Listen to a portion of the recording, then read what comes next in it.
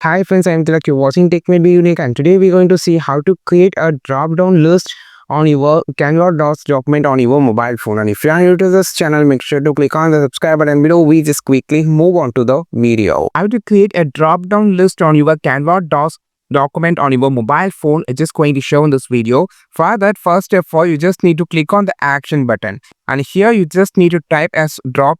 You have this option called drop down and action button. Click on this. After clicking here, you have this option. It's a preset drop down, yes or no, or high, medium, low, like that. You can just use high, medium, low.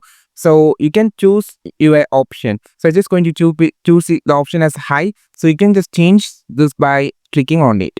And we can just create our custom drop down list. So I'm just going to show how to create it.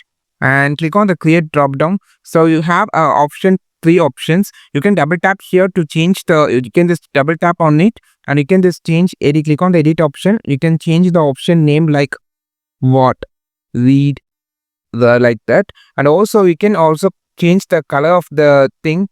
Like you can just choose the color of the option what you just needed, and also have all the customization you having on the text. This is how you can also add new option. This is how you just create a drop down list on your Canva DOS document on your mobile phone. I think this video helped you a lot. Like this video, share this video, subscribe this channel. We will meet our next video with a super valuable content. This is Tilak signing off from Tech May Be Unique. Have a wonderful day.